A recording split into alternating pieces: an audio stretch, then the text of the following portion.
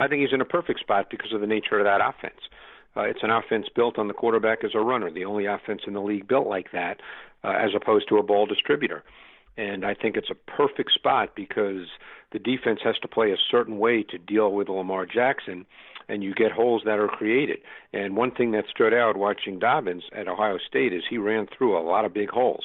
And I'm not trying to be sarcastic, but I think in that offense, that often is the case with backs. And I think he's in a perfect spot. I felt you were a little contrarian in your evaluation of CeeDee Lamb in that you were not like basically painting him like a slam dunk, number one, prototypical one receiver. So I thought that you were a little contrarian there. A lot of people kind of just talk about him. Well, I was contrarian in the fact that I didn't have him as a first ballot Hall of Famer. Right. But, no. You can expand on that if you'd like, Greg. I mean, basically, what were some of the issues, not issues, but, some of the flaws you saw there? Well, it's not so much flaws, John. Yeah. I mean, I think he's a really good prospect. Again, you're comparing him to other receivers in this draft. I didn't think he was the route runner that Jerry Jeudy is. Right. He's certainly not as explosive as Henry Ruggs, but I think Lamb is a pretty complete prospect, just I didn't see him as transcendent. I didn't think he consistently played to his size. He made a number of great catches, and he also had a number of great run-after-catch plays. And I think those individual plays clearly get people excited, as they should.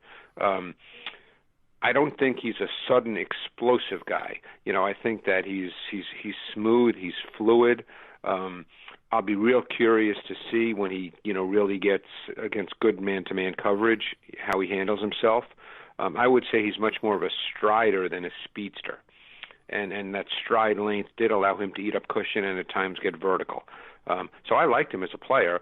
I just didn't think that he was I didn't automatically see him as, I guess, a wide receiver one, as the term now that a lot of people like to say. But the Eagles, though, are going to be, a lot of 12 personnel here, Greg. They were like 50% of the time last year. So who do you think will be the top two wideouts here? Our guess is Reagor and Deshaun. Yeah, and that's, again, we don't know about the 12 personnel because we don't know how this is going to play out. To me, kind of the wild card here, because he's a player I really liked on tape, and from speaking to our buddy Adam Kaplan, he indicated that in speaking to a number of wide receivers coaches in the league, that was the case as well. But I think the kid from Boise State, John Hightower, is a fascinating guy, and he's got some juice to him as well. So, I think that Doug Peterson wants to be multiple. I think they were in 12 personnel last year out of necessity, not because that's what Doug wants to do. James Conner has not been able to stay healthy in back-to-back years and been anything more than just a guy in terms of his efficiency. If you look into some of the advanced metrics for fantasy, he's been fine when he gets the ball just because the opportunity has been there.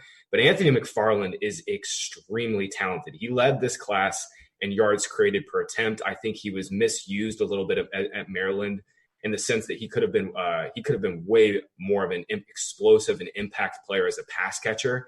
And I think there's a chance that Anthony McFarland is an Austin Eckler type player for the Steelers. Now, I'm not saying McFarland is Eckler, and I'm not saying that's my comparison for him, but I think in the way that the Steelers could use him and get him involved, especially in the passing game, McFarland has Eckler type upside in this offense. And they love getting these type of big receivers who can dominate in the red zone and can move downfield and make downfield targets turn into big plays. So, we saw Martavis Bryant kind of do that role, quite a few years ago. And, they brought in Eric Ebron to kind of do that as well. So I like his chances of, getting some significant time right away. There's a lot of talk in Pittsburgh here. Juju Smith-Schuster could be gone after this year. He wants to get paid like the Michael Thomases of the league, and the Steelers don't want to do that. So there could be a major opening in the Steelers depth chart going forward. He's a quick twitch guy, very dangerous in space, very versatile. They'll use him all over the place. It's all about rack for the Niners. But really, when you look at their depth chart, they don't really have a vertical receiver. I mean, I'm not sure that Brandon Ayuk is going to be a great vertical receiver, but I think he's going to be better than Debo, honestly. And Dante Pettis is dead.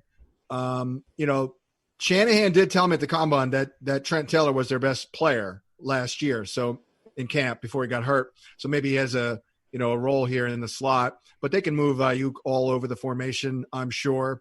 Yeah, he's not a quick twitch guy per se. He's more of a glider, as you've outlined in your draft guide here at fantasypoints.com. I think the elements to his game that I think are most encouraging here is a solidly built back with a strong-looking body that fits the NFL game. Compact with powerful legs, ran with good pad level and a low center of gravity, showed natural power to work through contact. Yeah. Right? They need that in their running game, Yep. or else Jared Goff's a dead duck too often, right?